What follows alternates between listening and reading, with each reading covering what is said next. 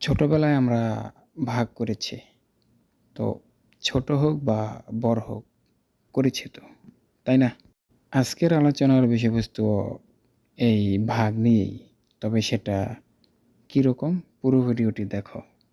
স্ক্রিনে দেখা যাচ্ছে যে ১৫০কে ৬ দ্বারা ভাগ করতে বলা হচ্ছে। এটাকে সচরাচর আমরা ম্যানুয়ালি করি। তো এখন এটা কত হবে বলো তো? এটার উত্তর আসতেছে ২৫। এখন আমরা একটা বড় সংখ্যা চিন্তা করি, যেমন এইভাবে দিলাম, হ্যাঁ? তো এখানে ৩ অঙ্কের একটা সংখ্যা আছে আর একটা ৫ অঙ্কের আছে। তো এক্ষেত্রে আমরা কি করি, ১২৩ যেহেতু সেহেতু আমাকে ৩ অঙ্কের নিতে হবে।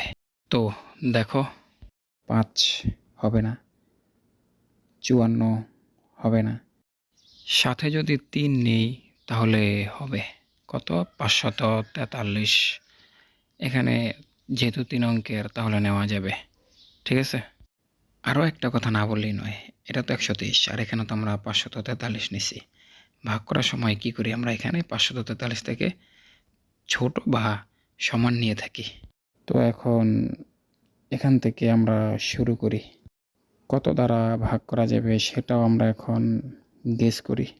এখন এমন একটা সংখ্যা নেব যেটা ১২৩ দ্বারা গুণ করলে ৫৪৩ থেকে ছোট হয়। তো সেটা কত? বের করো, চিন্তা করো।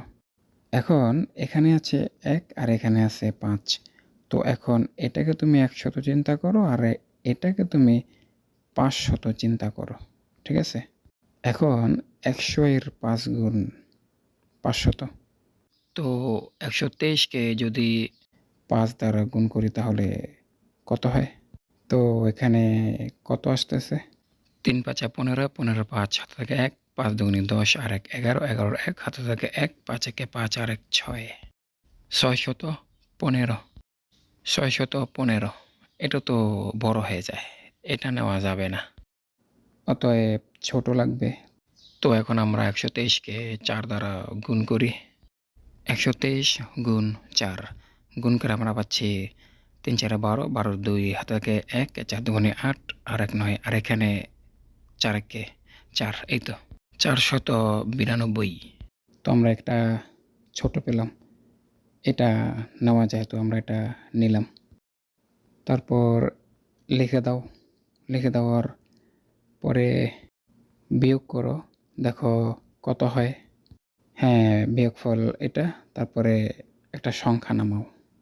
তো ২ সংখ্যাটা নিচে নামিয়ে আমরা কত পেলাম? ৫১২।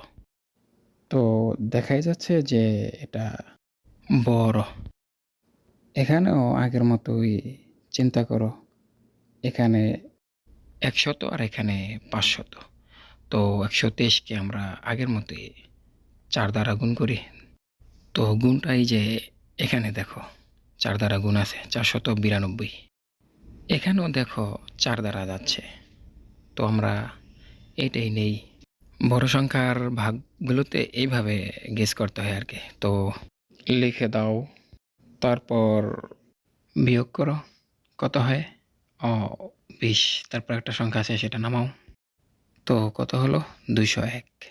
এখানেও আগের মতো চিন্তা করো, এখানে ১০০ আর এখানে ২০০। ভাগ তো যাই। তো ২০১কে ভাগ করলে এখানে একবার যায়, তো এখানে লিখে দিই। ২ বার নিলে বেশি হয়ে যায়। তো এখন ২০১ থেকে ১২৩ বিয়োগ করি, কত হয়? ৭৮। তো তারপরে আর কোনো সংখ্যা নাই নামানোর মতো। এই ৭৮কে কি আর ভাগ করা যায়? না, যায় না। তো এটাই আমাদের ভাগশেষ। এই তো ভাগ করা হয়ে গেল। কত সহজ হয়ে গেল না? তো এই নিয়মে যদি করো যে কোনো বড় ভাগ, তোমরা তাহলে করতে পারবে। যে একটা সমস্যা থাকে বড় ভাগ করার সংখ্যা, সেটা অনেকটাই কমে যাবে। তো আজকে এই পর্যন্তই।